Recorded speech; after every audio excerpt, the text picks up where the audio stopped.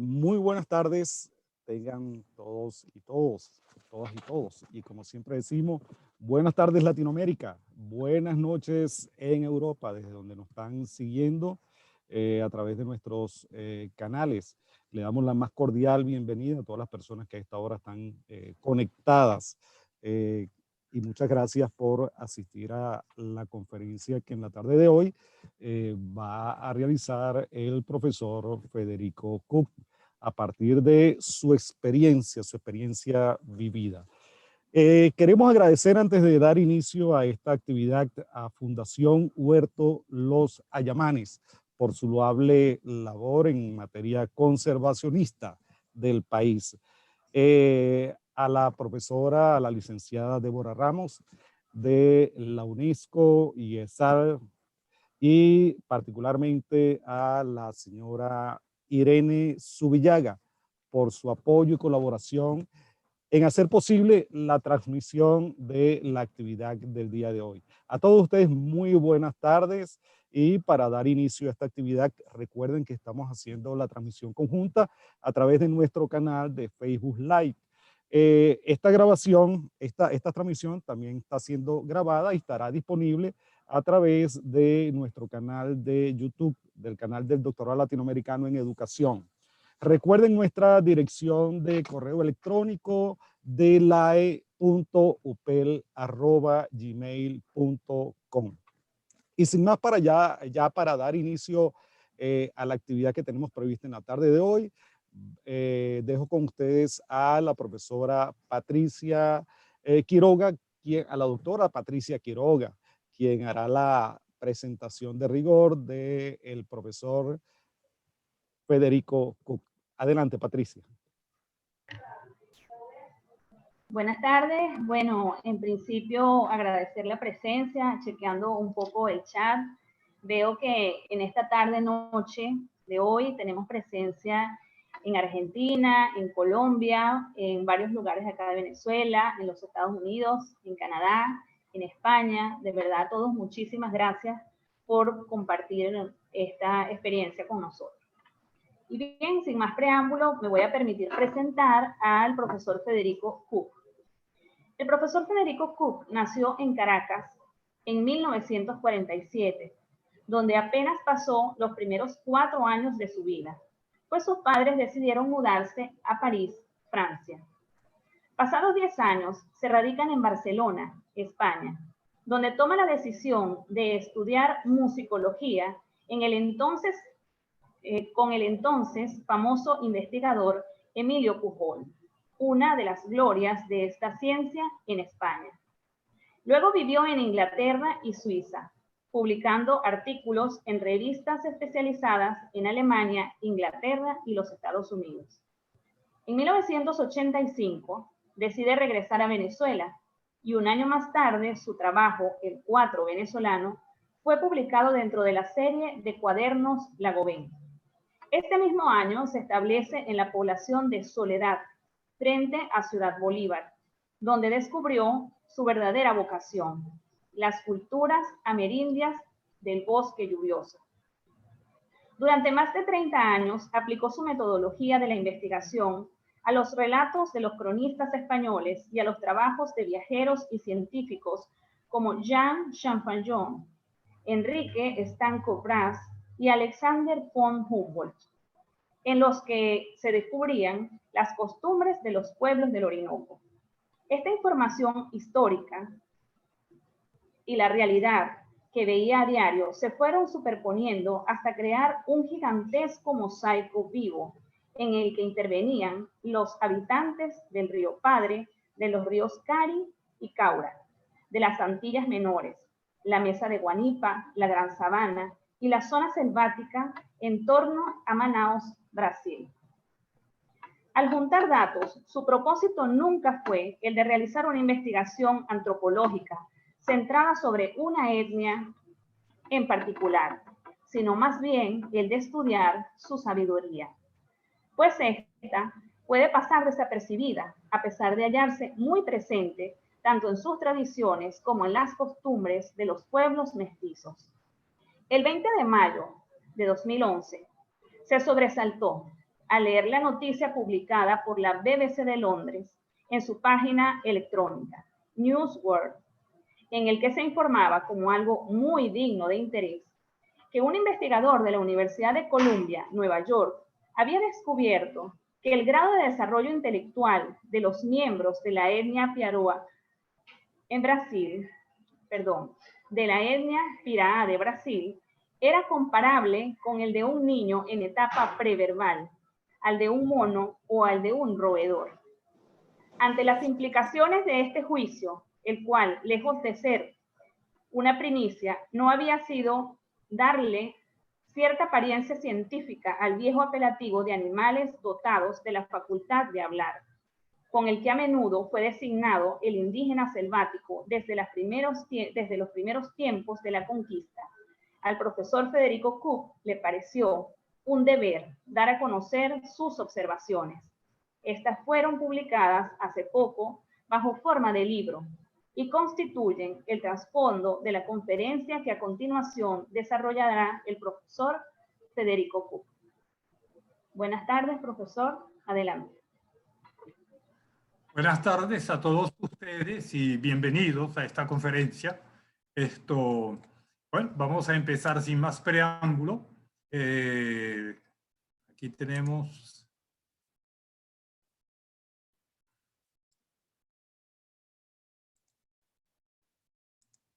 quiero compartir con ustedes esta imagen, la primera de una serie de imágenes con las cuales vamos a amenizar esta presentación.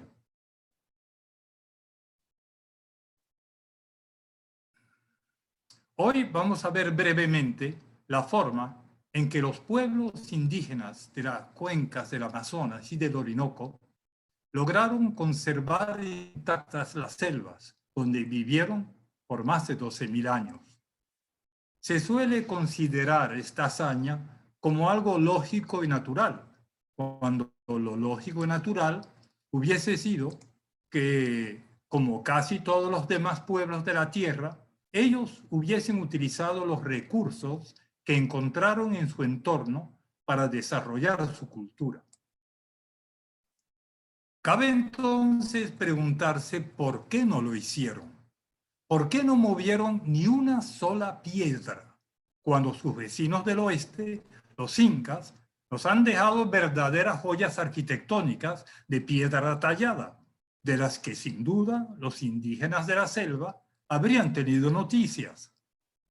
¿Será entonces, como sostiene ese investigador, hablando de los indios Piraá de Brasil, que ellos tienen el coeficiente mental de un niño preverbal, de un mono o de un roedor? Esta opinión presenta serias incoherencias. No olvidemos, en primer lugar, que este mismo indio desarrolló por hibridación una planta, la yuca amarga, capaz de suplir la única carencia alimentaria que había en la selva. En segundo lugar, que creó las técnicas culinarias que hicieron posible la transformación de un tubérculo repleto de cianuro en un alimento de altísimo valor energético. En tercer lugar, que inventó la primera arma química de la historia.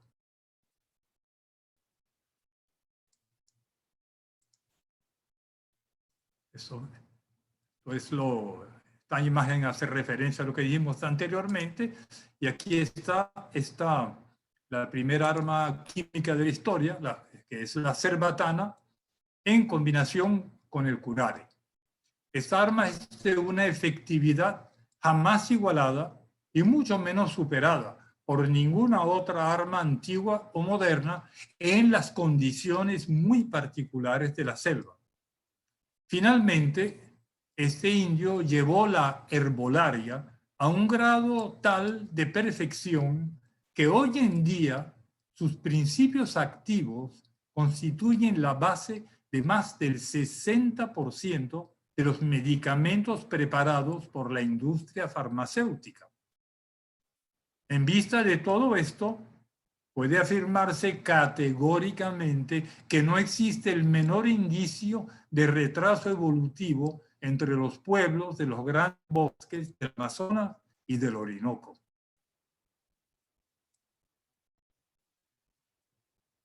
Entonces, uno se pregunta, ¿por qué no explotaron sistemáticamente los recursos de su entorno?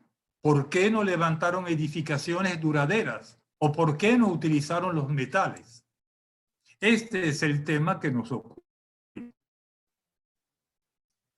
Hablemos ahora de nomadismo, por ser esta la forma de vida que las tribus que pasaron de Asia a América por el estrecho de Bering utilizaron hace más de 12.000 años. Estas tribus tuvieron que hacer frente no solo al frío intenso de finales de la última glaciación, sino también a las fieras que en aquella época merodeaban en los bosques y en las llanuras abiertas en busca de sustento, tales como osos gigantescos, manadas de lobos y tigres diente de sable. Según viajaban hacia el sur, estos hombres se habrían ido despojando de sus abrigos de invierno.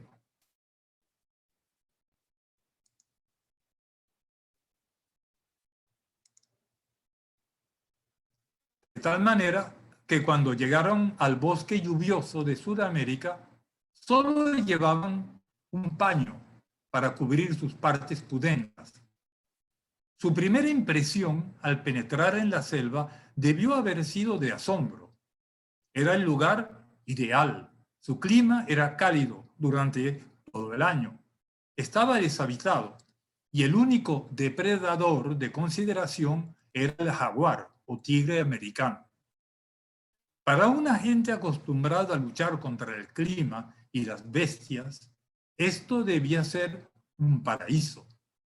Así lo entendieron muchas tribus que se asentaron para siempre bajo su inmensa cúpula, mientras que otras prosiguieron su camino hacia el sur. Con más de 700 millones de años de antigüedad y unos 5.5 millones de kilómetros cuadrados, la selva lluviosa le ofrecía al indio casi todo lo que él hubiese podido desear, pues sus especies animales y vegetales cubrían de sobras sus necesidades en cuanto a vitaminas, proteínas, minerales y oligoelementos. Sin embargo, faltaba algo esencial, pues escaseaban los hidratos de carbono, es decir, nada menos que el alimento que define el rendimiento energético del ser humano. Sin duda, fue por ello que los chamanes de los pueblos de la selva se dedicaron durante siglos a buscar una solución a la falta de energía que aquejaba a los hombres de la tribu, a sabiendas de que el primer pueblo que lograse encontrar una fuente confiable de hidratos de carbono se convertiría en dueño de la selva. Por fin, un día aconteció el tan esperado milagro.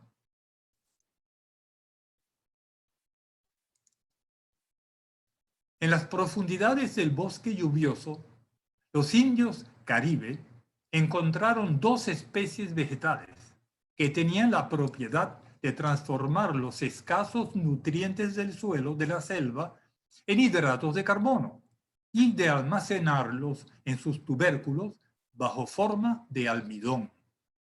Se trataba de dos especies silvestres, cuya procedencia geográfica no ha podido ser precisada con exactitud por tratarse de cultivos no céntricos, si bien se sabe que son oriundas de la selva amazónica. Como las cantidades de almidón que podían procesar estas dos especies eran muy limitadas, empezó una fase de hibridación, cuyo resultado último es la yuca amarga o Manihot esculenta crans, tal como se conoce en la actualidad.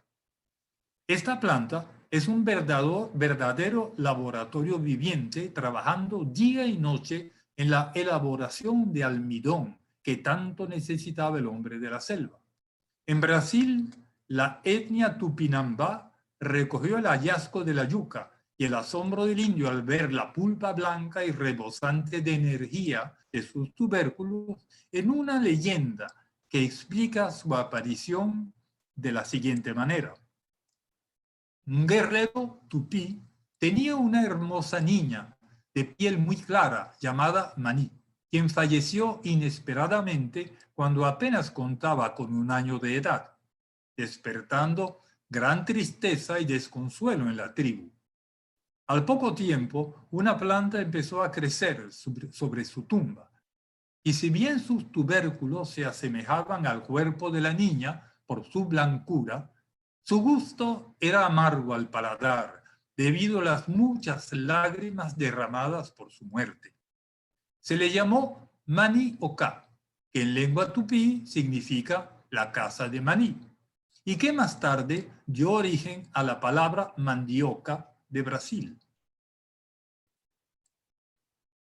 El descubrimiento de la yuca le planteó un nuevo problema al hombre de la selva, pues debía encontrar la manera de conciliar 2 formas de vida diametralmente opuestas, ya que su total libertad de nómada era incompatible con la vida sedentaria del campesino. Sería entonces que la sabiduría de los chamanes habría encontrado una solución intermedia.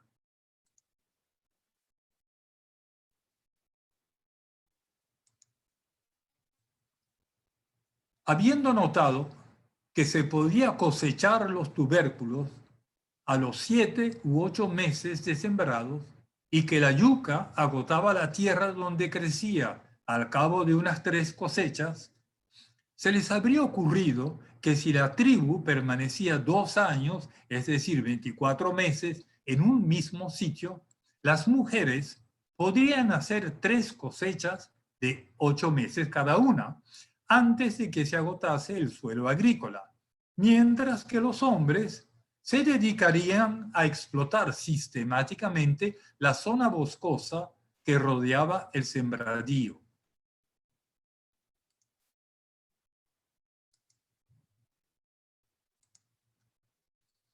Aquí, en el centro del círculo, en rojo, están los campos donde las mujeres realizaban las actividades agrícolas durante 2 años, mientras que el círculo verde claro que lo rodea corresponde a la zona de selva donde los hombres desarrollaban o seguían desarrollando sus actividades de nómadas durante este mismo lapso de tiempo, es decir, 2 años. De esta forma, los chamanes lograron implantar un régimen de aprovechamiento máximo de los terrenos agrícolas y de los recursos silvícolas del bosque circundante, haciendo coincidir el agotamiento de los campos de yuca explotados por las mujeres con el agotamiento de los recursos forestales explotados por los hombres. Con solo ubicar su siembra de yuca en el centro de un área lo suficientemente amplia como para que los hombres de la tribu pudiesen cazar y recolectar durante 2 años, los chamanes lograron que los pueblos de la selva hicieran la transición histórica del nomadismo puro a un tipo de nomadismo mixto que combinaba las ventajas de la agricultura con la libertad del nomadismo. Para poder consumir el almidón de la yuca amarga, el hombre de la selva no solo tuvo que inventar el proceso de elaboración del casabe, sino que también tuvo que crear todos y cada uno de los artefactos que intervienen en su preparación. Causa gran admiración la casi milagrosa intuición que llevó a este hombre a tantear su camino hacia una meta desconocida, hasta lograr producir un alimento perfectamente adaptado a las condiciones extremas de calor y humedad de la selva.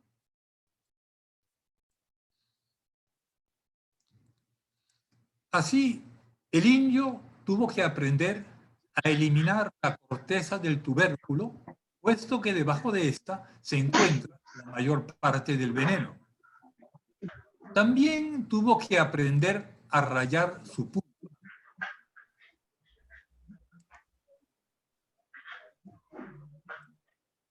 Aquí vemos abajo a la izquierda el rayo, confeccionado tradicionalmente con esquirlas de piedra fijadas con resina a una tabla de madera. A la derecha de la ilustración se aprecia una mata de yuca con sus tubérculos en la parte inferior. Más adelante, este indio tuvo que aprender a extraer el líquido venenoso, es decir, el yare, mediante el cebucán.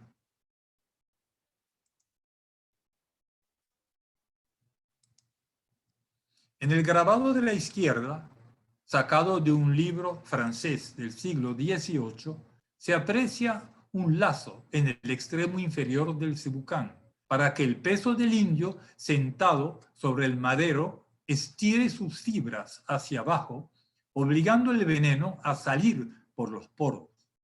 Este líquido es recogido por el indio, como se aprecia en la foto de la derecha, para confeccionar una salsa picante exquisita que se prepara con bachaco culón y ají.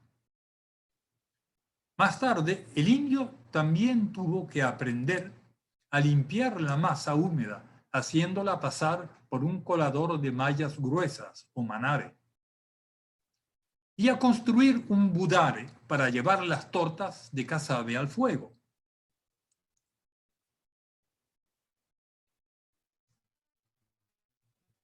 Nótese el gran tamaño del budare de la foto, el cual se logra al mezclar, y esto es un secreto, la arcilla cruda con las espículas de las esponjas y agua dulce del Orinoco. El proceso del casabe culminaba poniendo a secar las tortas al sol.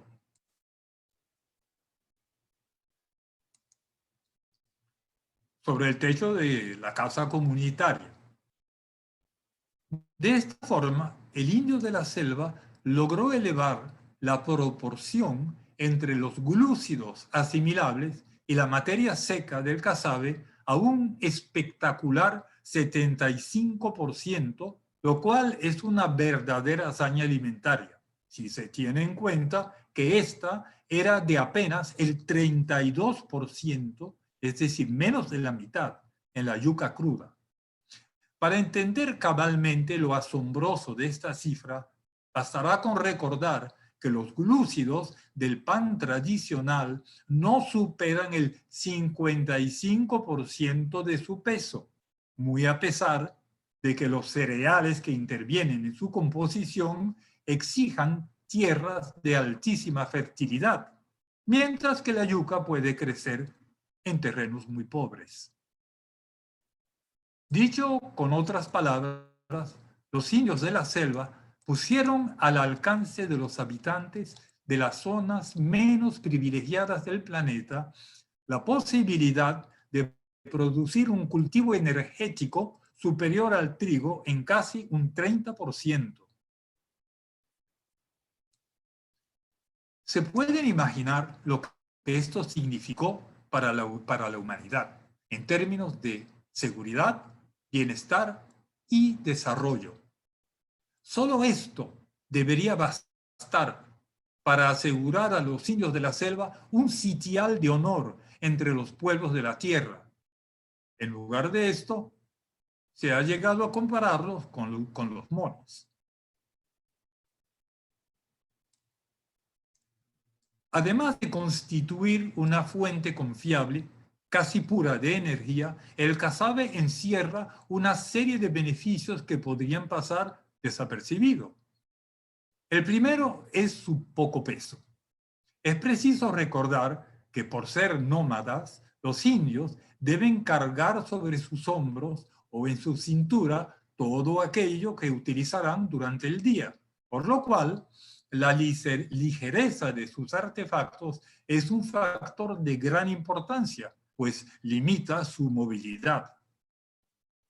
En segundo lugar, por contener rastros de cianuro que son tolerados por el hombre, pero no así por los microorganismos ni los pequeños animales, el casabe puede ser almacenado sin agentes conservantes, pues no atrae ni a los roedores, ni a los insectos, ni tampoco a los líquenes, hongos o musgos del bosque. En tercer lugar, gracias a su doble disecación, primero por el fuego sobre el budare y luego por los rayos del sol sobre el techo de la casa comunitaria, el casabe es hidrosoluble, mas no higroscópico, lo cual significa que se ablanda en cuanto es sumergido en agua, pero que no absorbe la humedad del aire. Esto explica que pueda ser conservado casi indefinidamente. En cuarto lugar, dado que las cantidades infinitesimales de cianuro presentes en el casabe no son asimilables por el hombre, estas son finalmente excretadas por las glándulas sudoríparas, creando una delgadísima capa sobre la piel del indio que lo protege de los parásitos. Por último, el casabe posee múltiples propiedades terapéuticas, entre las que hay que destacar su poder para desinfectar heridas y quemaduras, así como su gran capacidad hidratante y emoliente, las cuales son aprovechadas por la medicina naturalista para combatir inflamaciones. Veamos ahora el seminomadismo en números. Al evaluarlos, téngase muy en cuenta que no se trata de valores absolutos, sino de aproximaciones. Por lo tanto, lo interesante de tales números no es su exactitud matemática, sino el hecho de delatar la existencia de unos principios muy lógicos y concretos que subyacen a las estrategias de supervivencia de estos pueblos. Como las mudanzas exigidas por el cultivo de la yuca creaban automáticamente una ruta cerrada dentro del territorio de cada tribu, el primer factor numérico a tener en cuenta es la duración promedio de la vida adulta del ser humano, pues para transmitir de una generación a otra los secretos de su región, era obligatorio que cada hombre de la tribu completara 2 veces esta ruta durante su vida activa. La primera como novato y la segunda como experimentado cazador-recolector. Por lo tanto, teniendo en cuenta que la vida adulta del ser humano, desde la pubertad hasta la senectud, es de unos 50 años, le habría bastado al indio con dividir esta cifra entre 2 para saber que debía dar a cada ciclo migratorio una duración de unos 25 años. En la práctica, esto significa que el adolescente que se hubiese unido a las salidas diarias de los hombres a los 15 años habría completado el recorrido de aprendizaje. Aquí lo pueden ver en amarillo. Habría completado este recorrido a los 40 años, ¿verdad? Si sale a los 15, más 25, son 40. Pasando luego, durante los siguientes 25 años, a adiestrar a los más jóvenes de la tribu en su segundo viaje, aquí en violeta, hasta el final de su vida activa, a eso de los 65 años. El segundo factor numérico a tener en cuenta viene dado por los 2 años en los que la yuca agota el suelo agrícola, pues al aplicar este valor a los ciclos migratorios de 25 años de duración cada uno, se obtiene la cifra 12, la cual corresponde al número de los asentamientos que, dispuestos tangencialmente los unos a los otros, como se aprecia en esta ilustración, creaban una forma compacta que aseguraba el aprovechamiento máximo del territorio tribal, sin dejar espacios vacíos y sin explotar. Las ventajas de completar un ciclo migratorio en 25 años eran múltiples.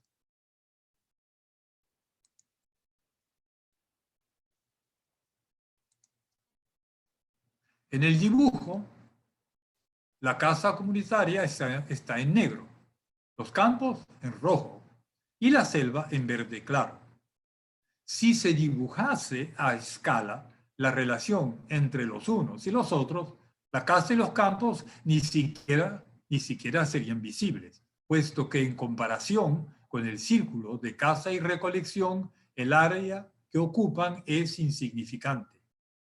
Esto implica que el indio era libre de mover la ubicación de estos terrenos de unos pocos metros entre una visita y la siguiente 25 años más tarde, con lo cual siempre tenía suelos agrícolas totalmente vírgenes a su disposición, a pesar de encontrarse en la misma zona de selva. Además, durante este lapso de tiempo, todas las especies vegetales y animales que hubiese explotado durante su primera visita se habrían regenerado totalmente al llegar al sitio por segunda vez.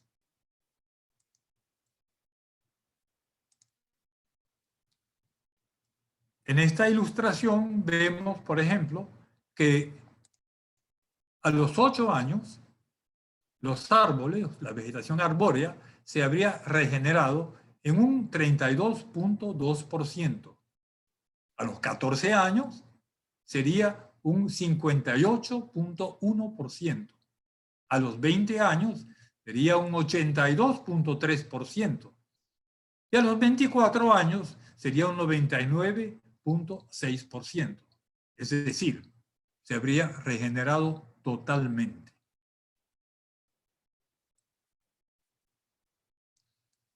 Por último, las visitas periódicas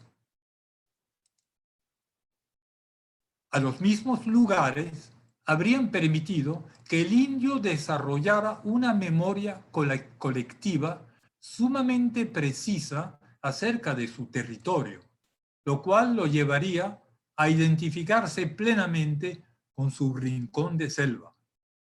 Con el paso de los siglos, esta identificación habría fomentado la aparición de una paz duradera entre todos los habitantes del bosque, pues no cabe duda que nadie en sus cabales habría optado por abandonar el marco de vida que conocía el dedillo gracias a la tradición oral de su tribu, es decir, gracias a la acumulación de la información sobre su entorno recogida por generaciones de cazadores y recolectores, para luego lanzarse a la aventura y empezar de cero en un territorio ajeno totalmente desconocido. En vista de esto, se podría pensar que los chamanes de las selvas del Amazonas y del Orinoco jugaron conscientemente con los instintos o memoria genética inscrita en el cerebro de todo ser humano, pues el instinto de territorialidad desempeñó un papel crucial en la aparición de un régimen de vida basado en un modelo de protección y conservación de la selva.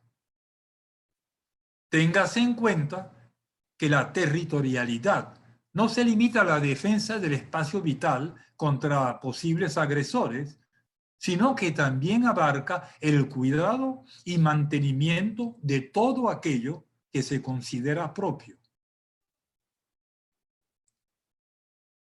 Estas circunstancias aportan una explicación bastante natural a la falta de edificaciones duraderas en la selva, pues lejos de ser una prueba de retraso mental, bien podrían indicar que el indio se negó resueltamente a degradar a su espacio vital levantando construcciones, puesto que éstas, al multiplicarse, habrían terminado por desfigurar el entorno, tal como ha ocurrido en muchas otras partes del planeta.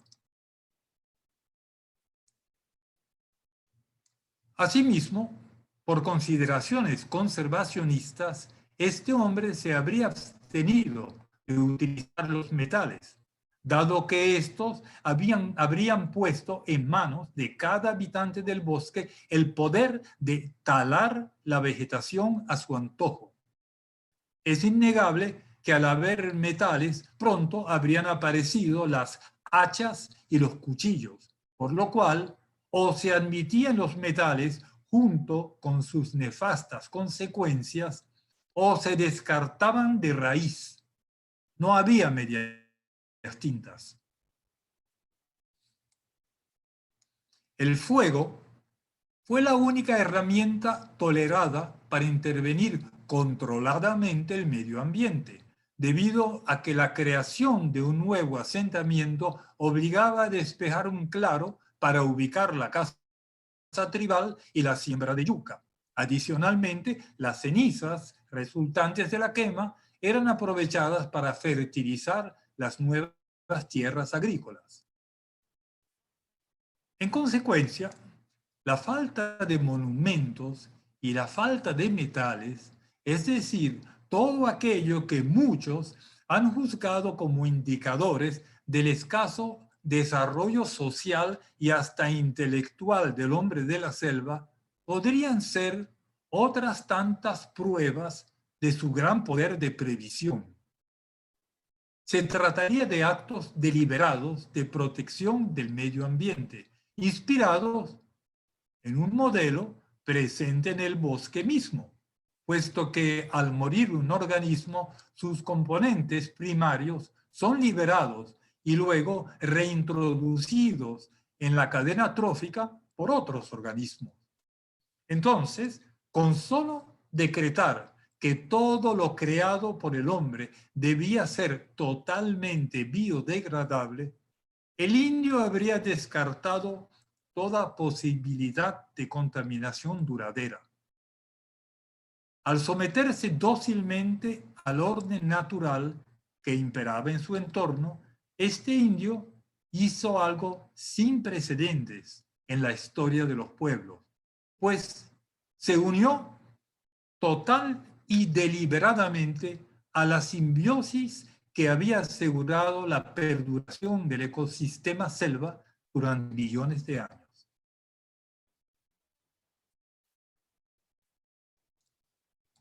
Lo que no se puede negar es que el haber logrado que docenas y centenas de millones de individuos conservaran intactos más de 5 millones de kilómetros cuadrados de bosque primario durante 12.000 años no pudo haber ocurrido por casualidad. Y a todo aquel que argumente que esto fue consecuencia de la ignorancia del indio selvático, habría que preguntar, ¿quién es más ignorante? ¿El que protege su hábitat o el que lo destruye?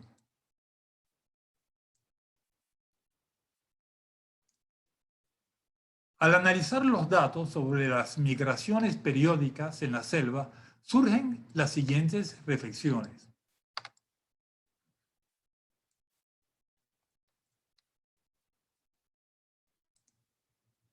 La distancia promedio recorrida a diario desde la casa tribal hasta el punto más lejano definía el radio del sector de círculo donde se desarrollaban las actividades de caza y recolección, teniendo en cuenta las interrupciones necesarias para acechar y recoger las presas y para recolectar sustancias vegetales.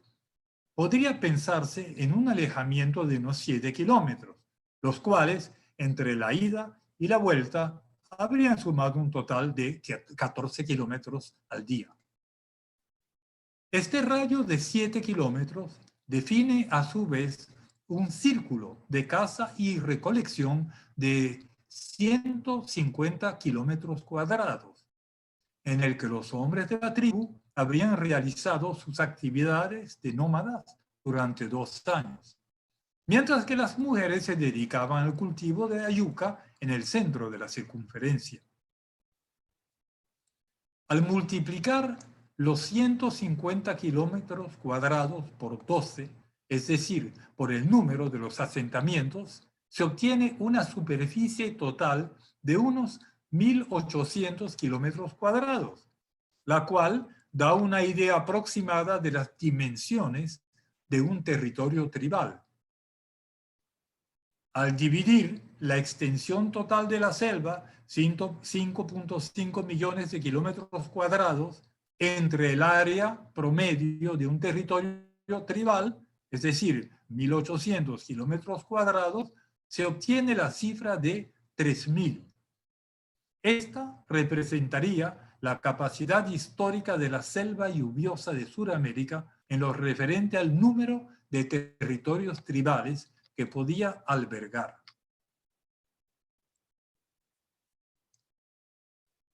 Vemos entonces que algunas culturas nos legaron imponentes construcciones de piedra, como las pirámides de Egipto. Otras dejaron complejos esquemas filosóficos, como los antiguos griegos, mientras que otras dejaron imponentes obras artísticas, como la Italia renacentista. Se podría entonces decir que los pueblos de la selva cuidaron para las generaciones futuras un tesoro inmaterial. Conservaron durante miles, nada menos que un bioma terrestre, y lo entregaron intacto, tal como lo encontraron cuando penetraron en él por primera vez. Muy a pesar de la trascendencia de este hecho, a menudo se desconoce este legado, tal vez porque estamos convencidos de que nuestros valores como seres sociales son absolutos, olvidando que estos son apenas el producto de un consenso en torno a la funcionalidad de un modelo de producción. Al parecer, esto nos ha hecho olvidar que no estamos solos en el mundo y que la racionalidad no es nuestra única facultad para relacionarnos con nuestro entorno, pues la evolución también ha dotado al ser humano de un cerebro instintivo, la arquicorteza, un cerebro emocional, la paleocorteza, y un cerebro intuitivo formado por las neuronas del sistema entérico que tenemos en las tripas. Existe, en consecuencia, la posibilidad de que otros grupos humanos hayan desarrollado esquemas cognoscitivos tan válidos como los nuestros, pero fundamentados en valores muy distintos.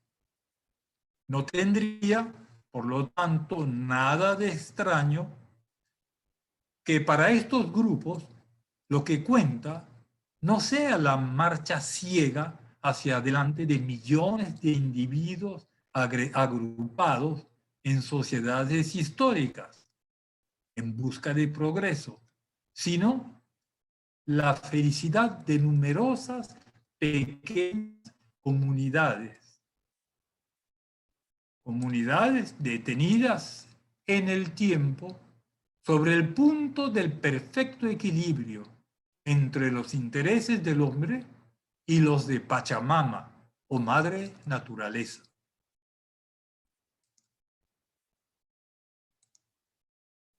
Una pequeña anécdota nos da una idea del contraste entre estas dos posiciones. Un día, en los primeros años de la conquista, le preguntaron a un indio si había aprendido algo de los españoles. Y este contestó muy serio, sí, claro, cada día me parezco más a un español. Figúrese, yo ya he aprendido a mentir un poquito.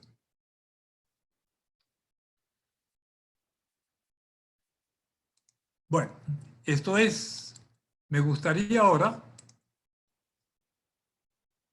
que ustedes pasaran a hacerme las preguntas, que yo intentaré contestar en la medida de mis posibilidades.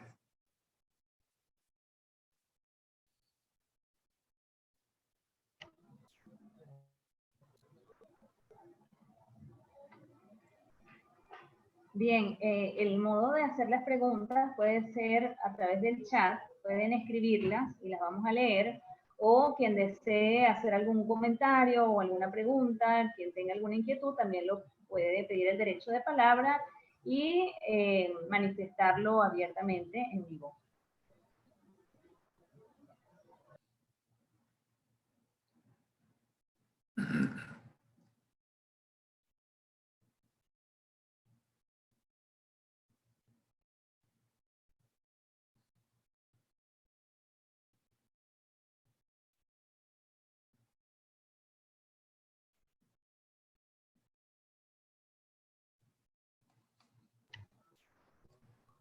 Bueno, yo voy a empezar a hacer una primera pregunta.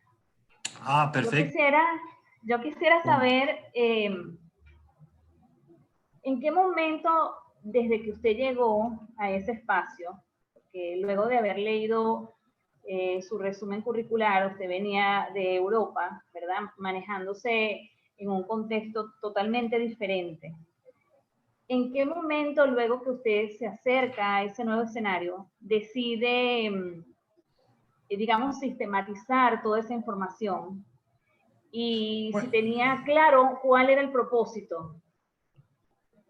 vamos a decir que lo que tenía claro era lo que no quería. En otras palabras, yo nací en Caracas. O sea, genéticamente soy venezolano. Puedo decir que un 100%, ¿verdad? A pesar de mi apellido, pero lo cual es muy común en Venezuela, un apellido que uno heredó de alguna manera por las carambolas del destino, pero por el lado de mi mamá, la familia de mi mamá, es del estado Sucre. Y de mi papá, de la parte de Maracaibo, del estado Zulia.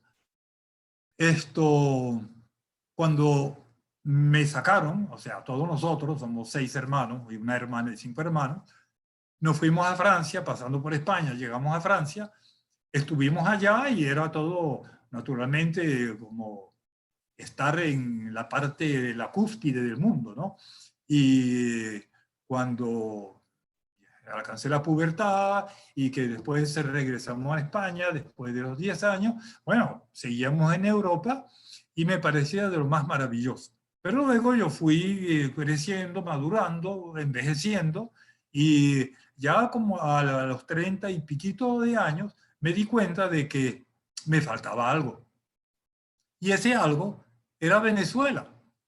Entonces yo tenía una vida totalmente resuelta. Yo estaba casado allá con una suiza, tenía un apartamento suizo, un carro suizo y me iba muy bien. Lo que se llama bien desde el punto de vista, digamos, de la aceptación, de que la vida social, todo eso. Y en mi profesión me iba muy bien. Pero, repito, me faltaba algo fundamental. Entonces yo tuve que decidir si iba a seguir con un tipo de vida que me brindaba todo lo que era secundario, pero que no me brindaba lo fundamental, que es lo que yo quería. Entonces cuando decidí regresar a Venezuela, yo dije, bueno, no voy a vivir en Caracas, porque para vivir en Caracas, para eso me quedo en Zúrich, donde estaba viviendo, que es una ciudad pequeña de un tamaño ideal, cosmopolita, y no me voy a enterrar en una ciudad grande porque no es lo que ando buscando. Entonces decidí que lo único que podía hacer era ir mucho más, o sea, muy hacia el interior, muy Venezuela adentro. Eso fue lo que hice.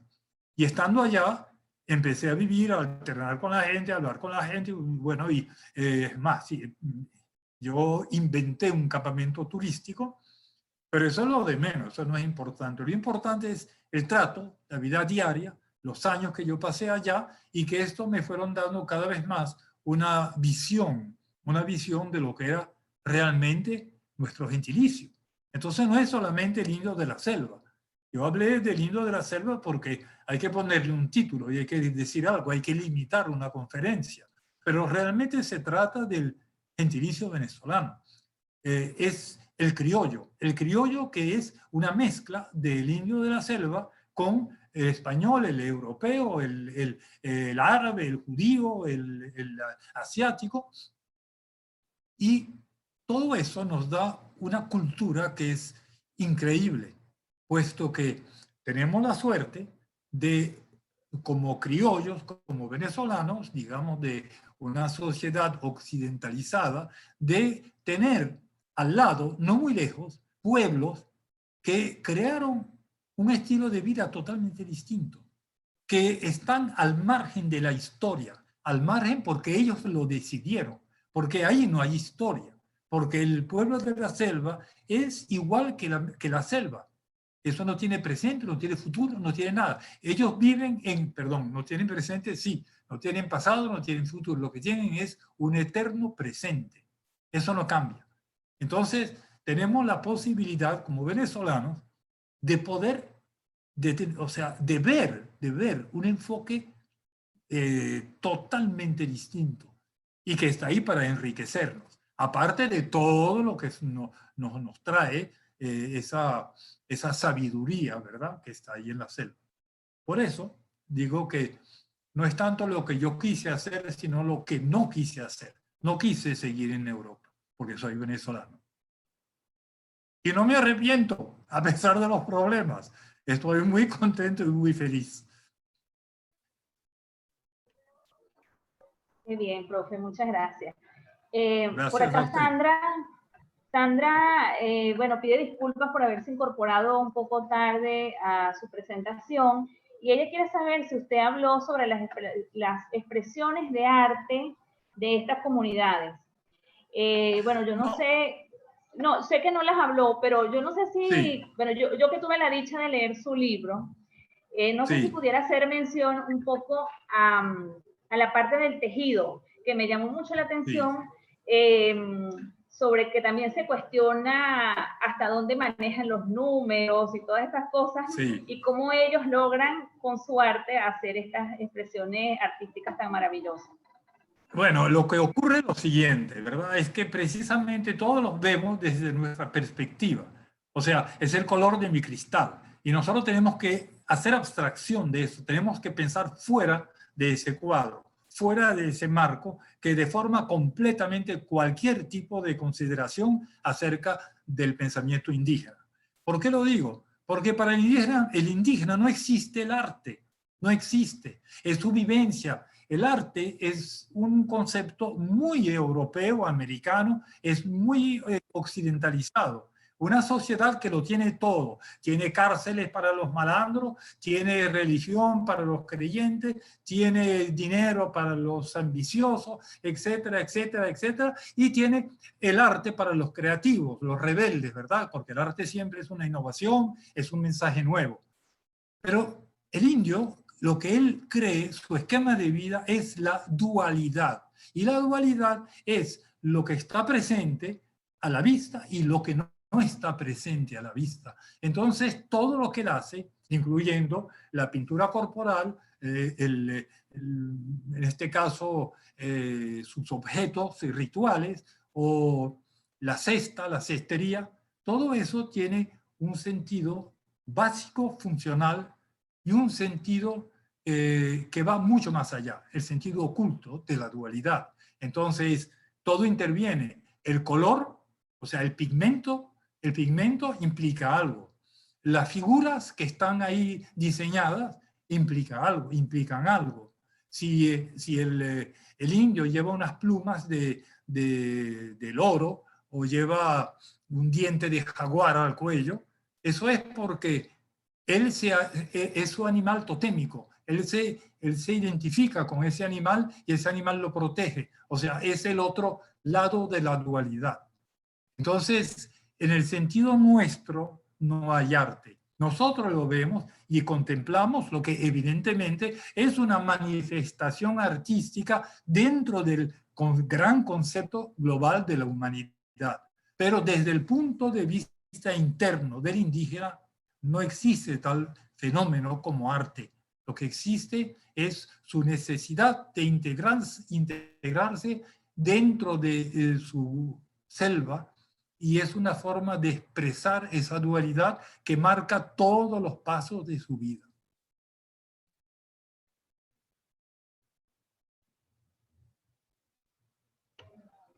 Bien, por acá tenemos otra pregunta y bueno, me imagino que hay mucho más que contar al respecto porque esto será pues un resumen. Y alguien pregunta, ¿qué otros aspectos de la preservación del medio ambiente pueden atribuirse a los pueblos del Amazonas? Bueno, aparte de lo que dije, que realmente condiciona todo, porque qué mayor legado nos pudieron haber hecho que identificarse, o sea, formar parte de una simbiosis que tiene millones y millones de años de antigüedad. Entonces, esa contribución, con eso lo abarca todo, porque es ser parte de una simbiosis, es igual que la hormiga, igual que el jaguar, igual que el cachicamo, por decir algo, ¿verdad? Entonces, el indio, él se vio como parte de ese ecosistema que se llama selva. Y como tal, él lo protegió. Él protegió este ecosistema. Es como si yo estoy en mi casa y obviamente yo defiendo mi casa de los posibles ladrones, de que si hay una inundación o hay un fuego, yo voy a proteger mi casa, voy a proteger mi hogar. Y eso es, él protegió y sigue protegiendo su hogar dentro de la medida de lo posible, porque ese hogar lo estamos destruyendo.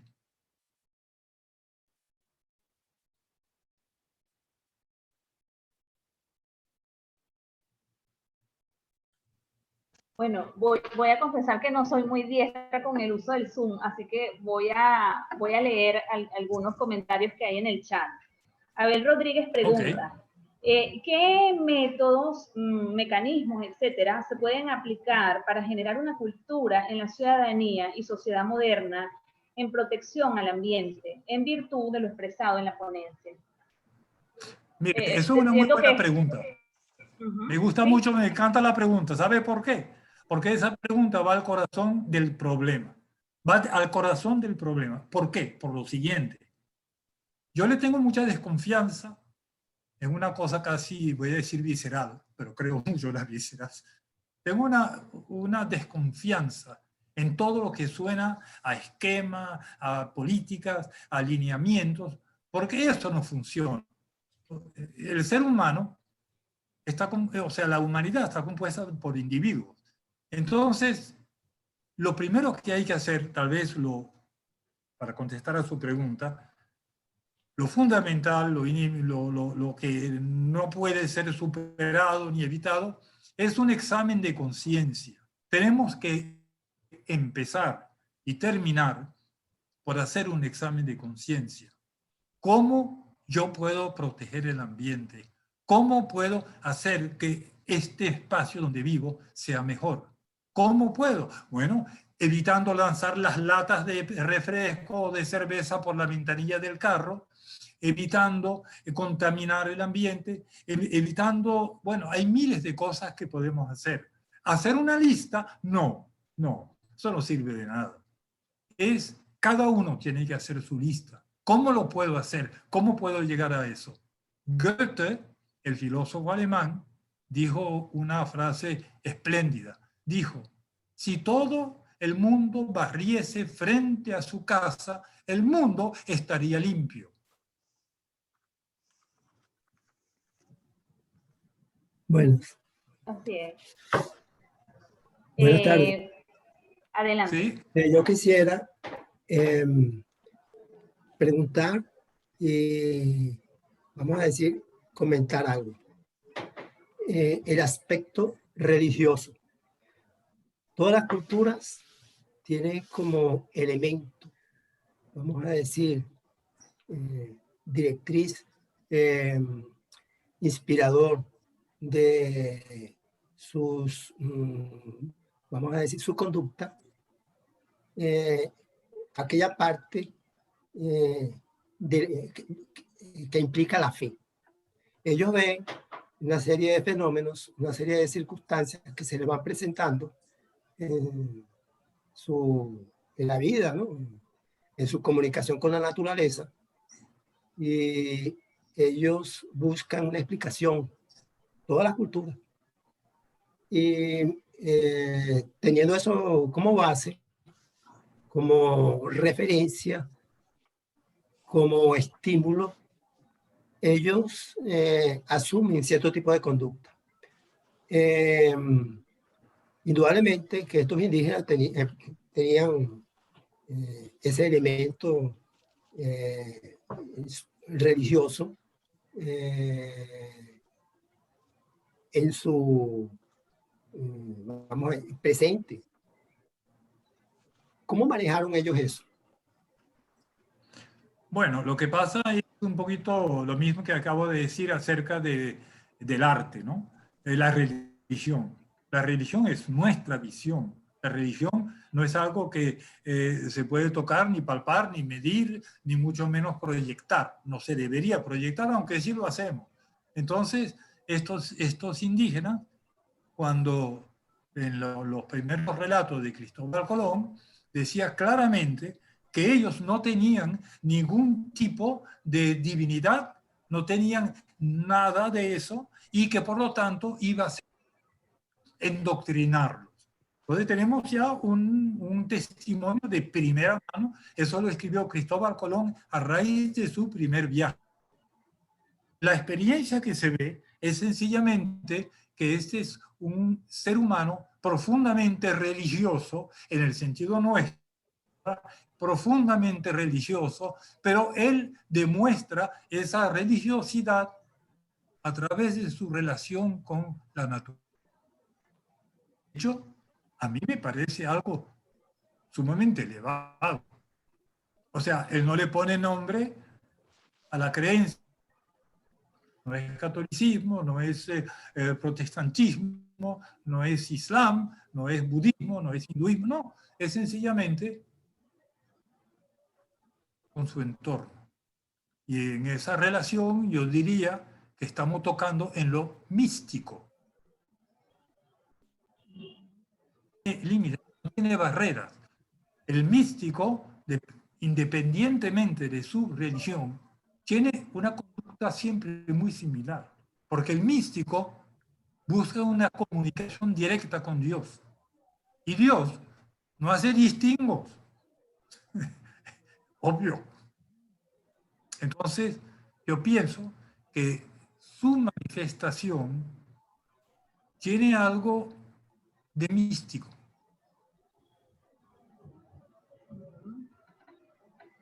Bien, muchas gracias. El profesor Bueno, Félix gracias Piñerúa a ustedes. está solicitando el derecho de palabra para hacer algunos comentarios o alguna pregunta. Adelante, profesor. Buenas noches. ¿No? Ante todo, muchísimas gracias por su valioso aporte y es una gracias doble porque me ha permitido contactar con mi etapa juvenil cuando tuve la oportunidad de recorrer esos caminos. Sin entrar en discusiones ni a favor ni en contra, solo quería decir que el cerebro humano, independientemente de donde esté ubicado, es el mismo. Es el mismo cerebro desde hace 200.000 años. Solo que este cerebro, dependiendo en la ubicación que esté y en la relación con su medio, ha dado respuesta para su sobrevivencia.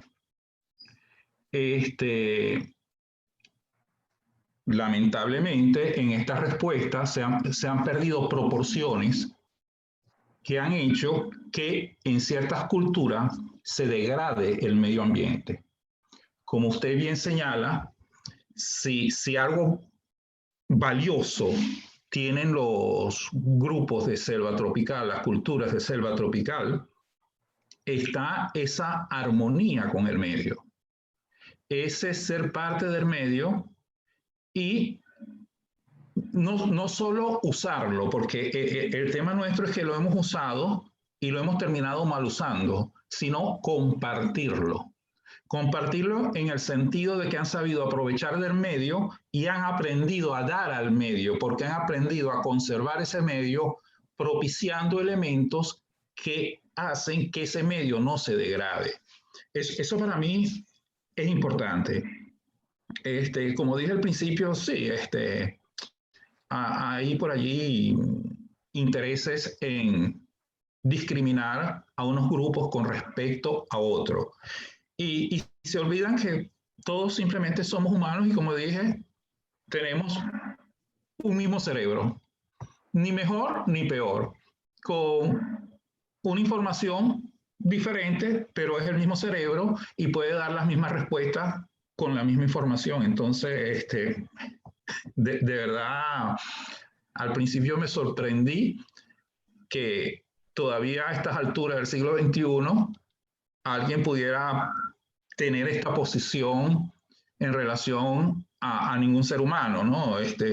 Pero inclusive me molesté al escucharlo, pero digo, mira, no vale la pena ni molestarse y hay que hacer lo que ha hecho el profesor Federico Kutt, poner en valor lo que es lo humano y lo que aporta un grupo humano. Y eso es fundamental, porque eso es lo que nos va a permitir seguir en la Tierra.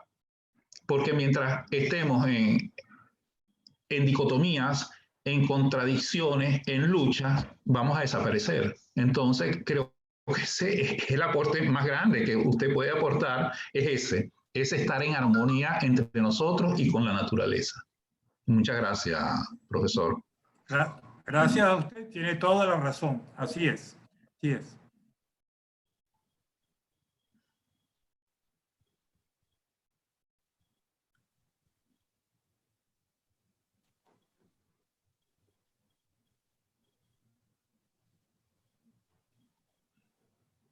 Aquí estoy de vuelta. Okay. Bueno, por acá tenemos un comentario de la profesora Ana Cecilia Reyes. Ella dice, mis felicitaciones para usted, profesor Kutt. Me emocionó muchísimo escuchar su experiencia. Usted revaloriza a nuestros ancestros. Imagino la riqueza cultural que usted pudo descubrir. ¿Cómo es la organización social de estos grupos en sintonía con el ambiente?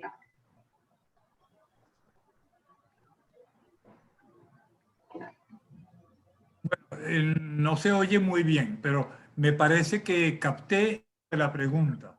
La estructuración social refleja la dualidad, porque entonces tienen el poder del chamán, que corresponde al lado oculto de la vida, y tienen el poder del cacique, que es el poder físico, lo que se ve.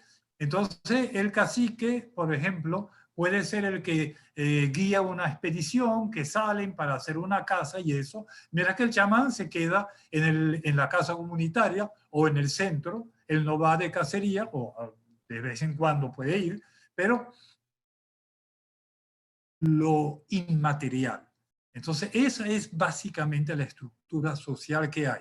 Luego viene la estructura de los hombres, que están, digamos, como cazadores, recolectores, que hacen una vida nómada, y las mujeres que están en los campos agrícolas y que no se mueven de ahí. Es muy interesante porque en los tiempos de la colonia se decía que el indio era un desalmado, porque ponía a las mujeres a hacer el trabajo de los campos, que era lo más difícil y pesado. Evidentemente, los que decían eso no se habían fijado en cómo es la vida en la selva. Pues la vida en la selva es totalmente distinta a la vida en un campo, yo qué sé, de Castilla o de cualquier otra provincia española. En la selva viene la mujer con los esquejes de yuca, que son unos trocitos de madera, los siembra en la tierra, Y eso es todo. Nada. Entonces, espera 8 meses. Como siempre hay agua, siempre llueve, la tierra es húmeda, bueno, esa planta va para arriba, crece, echa raíces, luego brotan las hojas y al final se crean los tubérculos.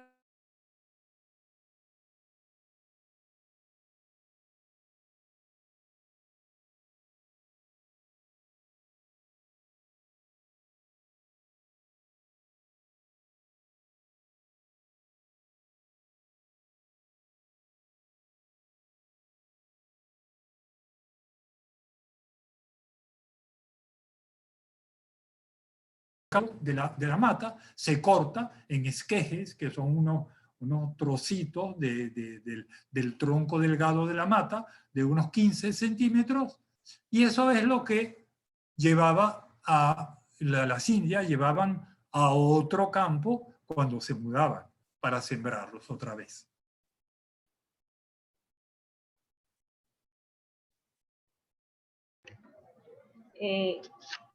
Profe, por acá me perdí en el chat, pero sé que un poco más arriba alguien preguntaba sobre, bueno, yo creo que están refiriéndose a la parte metodológica, ¿no?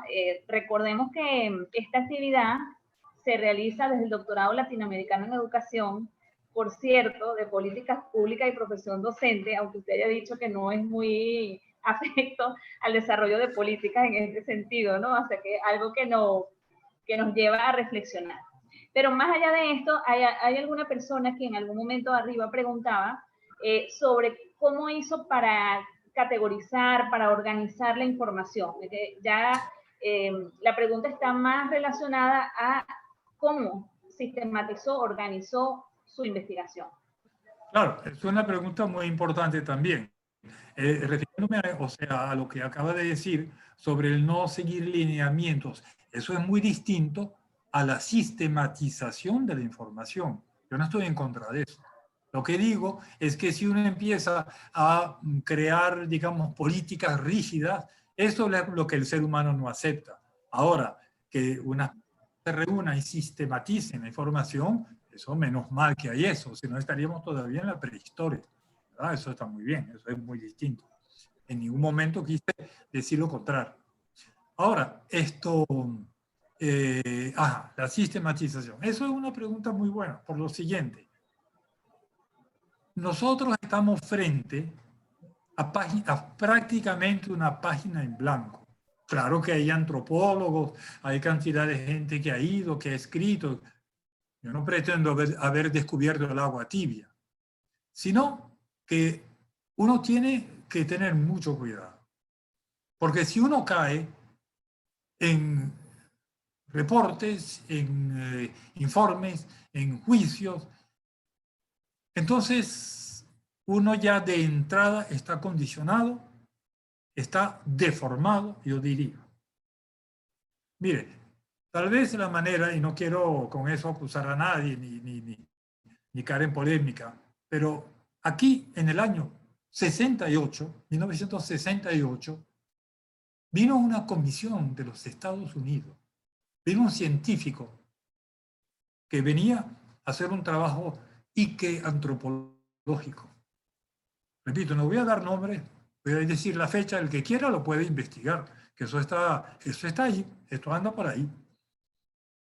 Y el mismo Colegio de Antropología de los Estados Unidos lo denunció en una carta. Pues este señor, apoyado por una oficina del Estado de los Estados Unidos, inoculó sarampión a los Yanomami. Eso bajo visos de que se estaba haciendo una investigación. Resulta que había intereses creados, que había minas de oro y que querían sencillamente adueñarse de esas minas. Y para adueñarse de esas minas, en fin, hicieron ver que iban a hacer una investigación. Eso no lo estoy inventando. Entonces, yo creo que si uno se pone a buscar en libros la verdad de estos hechos, uno va a salir muy engañado. Yo creo que la sistematización es la que nos toca a nosotros hacer en estos momentos. O sea, ver la realidad de lo que hay y la realidad de lo que había históricamente. Eso creo que es la mejor manera y la manera más sistemática, más objetiva de llegar al fondo de la verdad.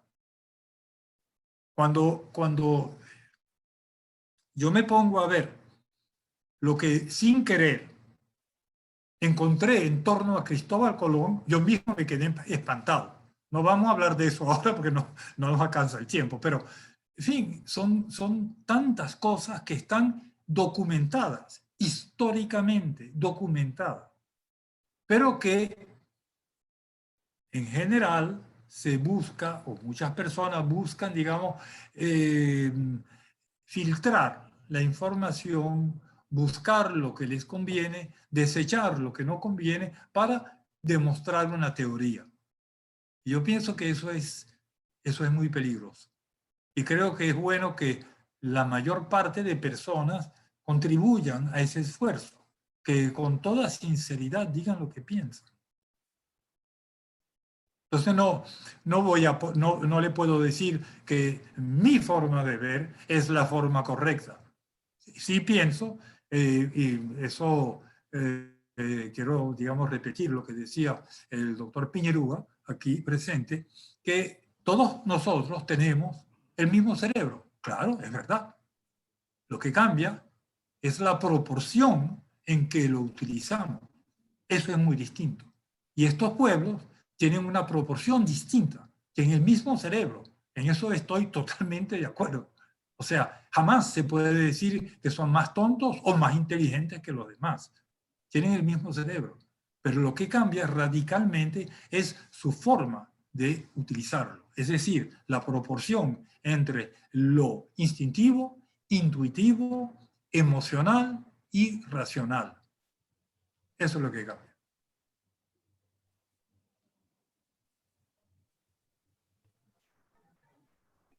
Bueno, profe, hay varios comentarios halagadores de su trabajo. Algunos también preguntan cómo pueden conseguir su libro.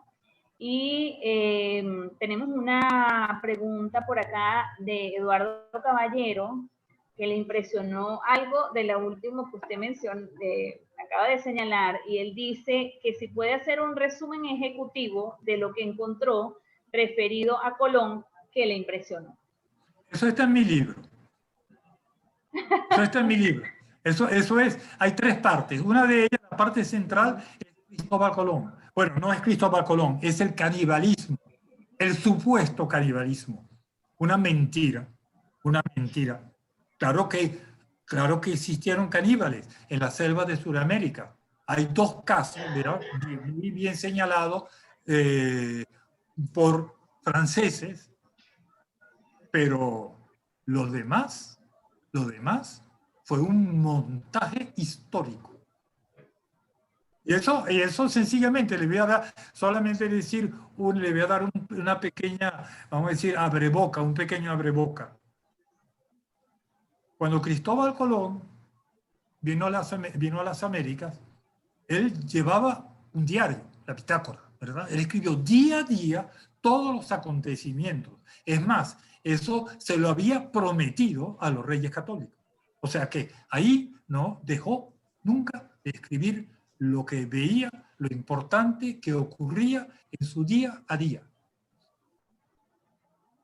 En ningún momento Cristóbal Colón habla de caníbales. En ningún momento. Pero en el viaje de regreso, 3 días después que salió de las Antillas, ya menciona a una persona de la corte de España, estaba escribiendo una carta, la fechó y todo, en la que habla del canibalismo. Entonces, bueno, esto es solamente, repito, como abreboca.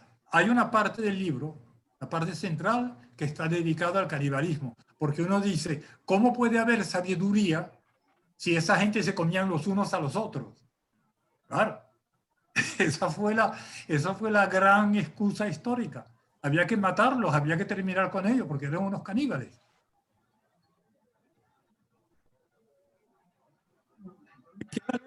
Eso está en el libro. Por acá, María Antonia nos pregunta que si entonces Colón podría ser considerado el primer etnógrafo. ¿Quién? ¿Quién puede ser considerado? ¿No? Colón. Uf, Cristóbal Colón. No, de ninguna manera. De ninguna manera. No quiero decir porque la verdad es, ni viene al caso ni estaría como extrapolando porque es hablar de algo y sin dar los hechos, entonces claro, pues se puede interpretar eso como un atrevimiento. Pero una persona que dice que hay que traer a las Antillas, hay que traer ganado, caballos, burros, que no existían, y a cambio hay que llevarse los indios para venderlos como esclavos.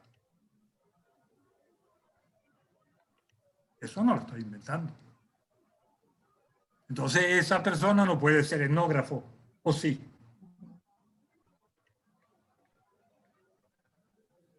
O Bartolomé de las Casas nos dice que Cristóbal Colón y su hermano participaron en los viajes eran la exploración de las costas de Guinea en barcos portugueses.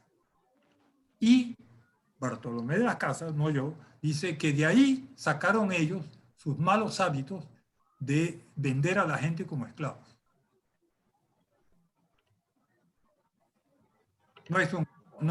No era etnógrafo, ni puede ser considerado como etnógrafo. Yo quiero mucho a los etnógrafos.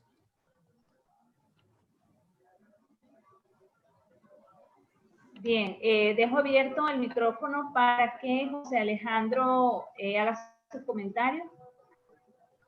Sí, buenas tardes a todos. Soy José Alejandro Tarazona. Para los que no me conocen, soy del doctorado en educación, corte 2019.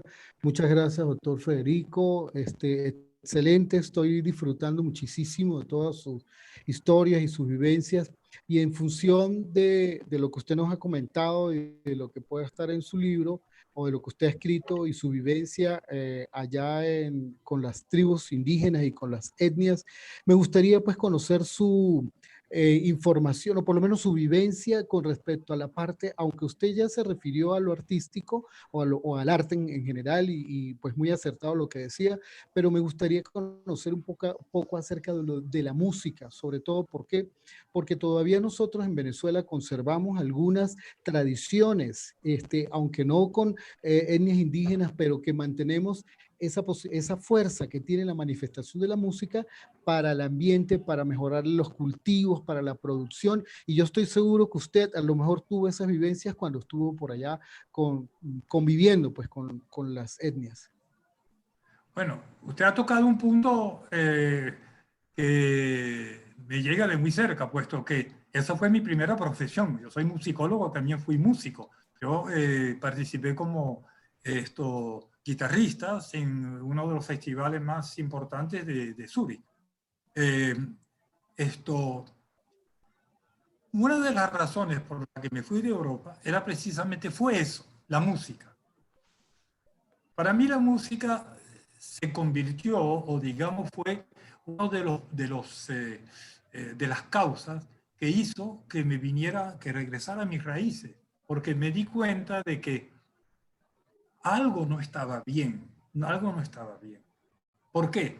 Porque el arte, toda manifestación artística es algo que rompe esquemas. ¿Por qué una pintura puede valer millones de dólares y otra pintura que no se diferencia de aquella, pues porque fue hecha por otro artista, pero que la copió, ¿verdad? Pero que hace falta que venga un experto para decir cuál de las dos es la auténtica? ¿Por qué la primera, la auténtica, vale millones y la otra no vale nada?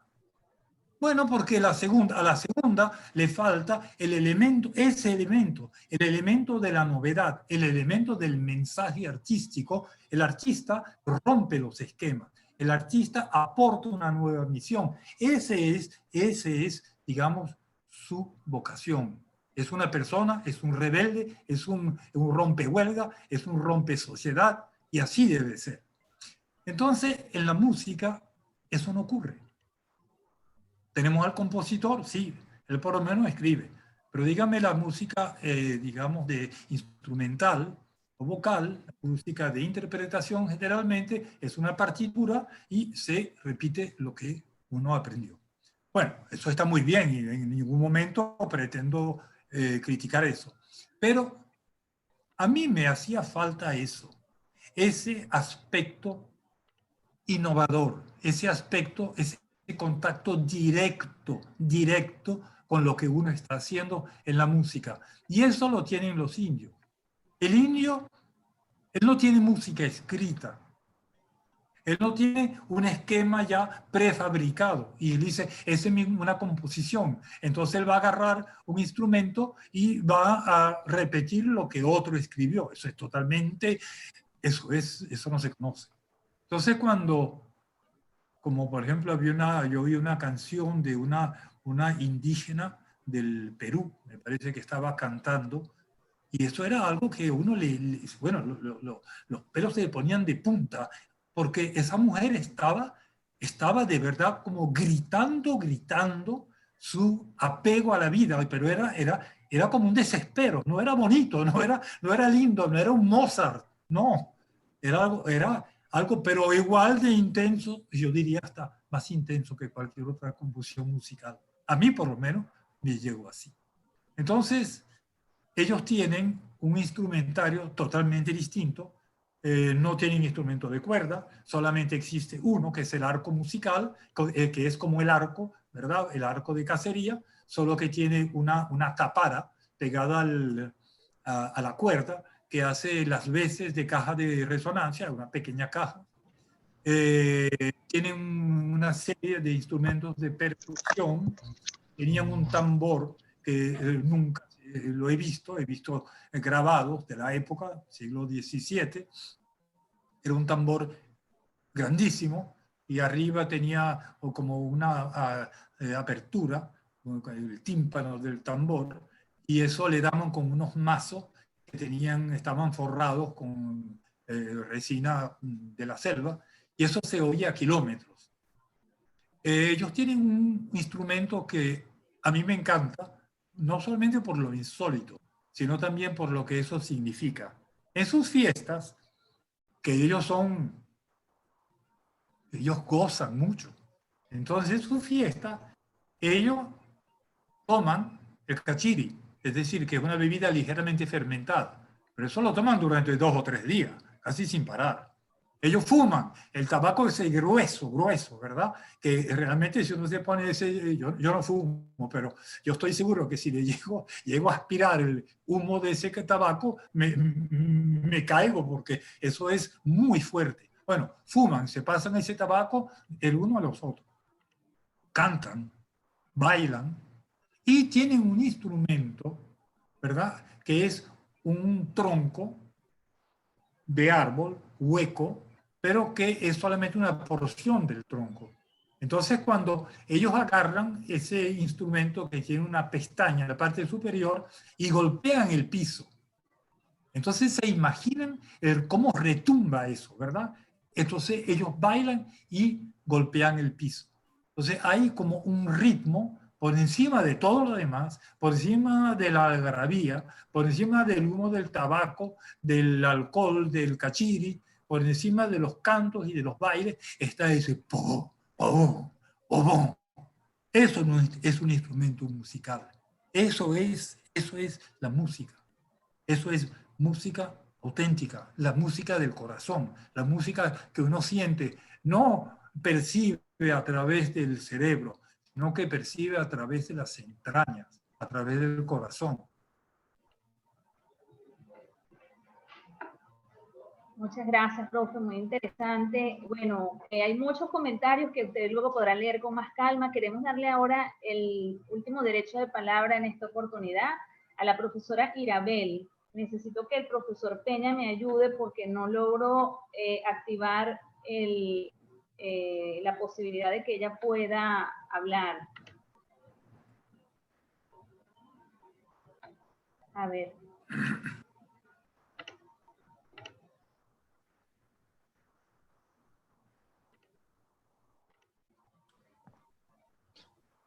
Ya, Irabel ya puede activar su ¿Ya? audio. Ok.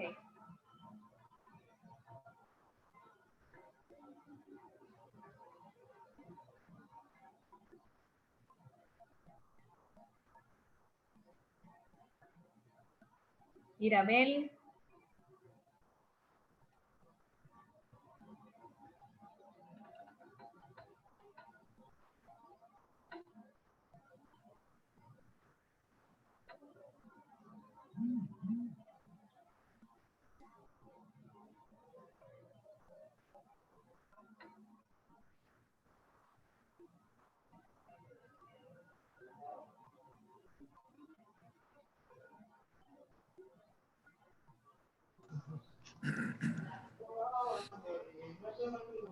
Irabel, adelante.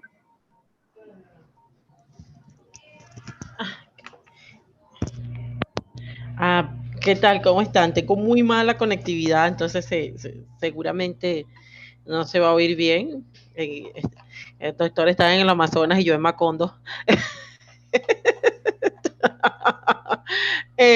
Doc, una pregunta. Interesante es, ¿por qué te fijas en esos hechos? Porque al principio hablabas de la idiosincrasia, ¿no? Y el venezolano cosmopolita, que sí lo hay, ya no quedan muchos, pero todavía quedamos algunos. La idiosincrasia del venezolano citadino también es muy interesante, aun cuando todo lo de la economía sustentable, toda la forma en que los pueblos originarios han desarrollado su cultura y cómo han permanecido. Yo creo que la gran lección de los pueblos originarios es que siguen allí, ¿no? Esa idiosincrasia particular, ¿por qué esa y no la del venezolano citadino? ¿Por qué ver a ese y no al caraqueño, por ejemplo, que es un mantuano tan particular? Bueno, si retrocedemos un poquito, usted verá que ya contesté a eso, porque de verdad que no es solamente el indio por un lado y el venezolano criollo por el otro, sino que están los dos muy juntos. O sea, el caraqueño mantuano es tan indígena como el indio de la selva. Y el indio de la selva, bueno, no puedo decir que sea mantuano porque su vivencia es distinta, pero no olvidemos que todos nosotros tenemos nuestras raíces. Y estas raíces son muy profundas. Y si me apuran un poquito, diré que nuestras raíces llegan precisamente a eso, al mundo indígena. Y si no nos llegan por la sangre, nos llegan por la tradición. Pero de alguna manera u otra, siempre nos llegan. Siempre nos llegan. Entonces, lejos de separar el mantuano, el caraqueño, o el valenciano, el barquisimetano, de las culturas indígenas, lejos de hacer eso, yo lo que hago es aproximarlos y decir que tenemos la suerte de poder todavía convivir, compartir y aprender. No digo que el indio va a aprender de la cultura del caraqueño, no, porque no podemos sacarlo de su selva. Pero sí digo que el caraqueño o el mantuano o vamos a decir, el venezolano cosmopolita puede aprender mucho de eso. Y es precisamente lo importante de este tipo de reuniones, porque ustedes son educadores. Y es una parte importantísima de nuestra sociedad que el educador haga y lleve a sus educandos, lleve este otro aspecto, que no sea, digamos, algo folclórico, no sea solamente una manifestación de los diablos de Yare o de que un indio lleve una cerbatana, ¿no? es otra forma de ver la vida. Pero, como bien decía el doctor Piñerúa, todos tenemos el mismo cerebro. Entonces, todos estamos capacitados para entender esa forma de vida.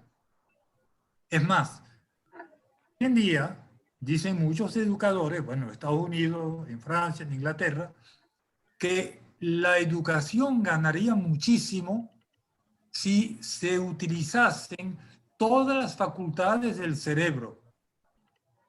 No solamente la parte reflexiva, no solamente la memoria, digamos, de los números, de las cifras, de los hechos, sino también la parte creativa, y yo llegaría a decir la parte instintiva, intuitiva y emocional.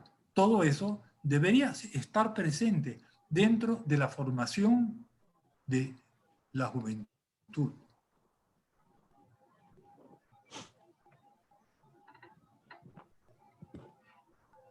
Bueno, con este comentario, profesor Federico, vamos a dar cierre a la actividad del día de hoy, no sin antes agradecerle por compartir su experiencia, por llevarnos a reflexionar sobre cómo tener una vida en equilibrio con la naturaleza, que además, dado todo lo que usted nos ha contado, sí es posible.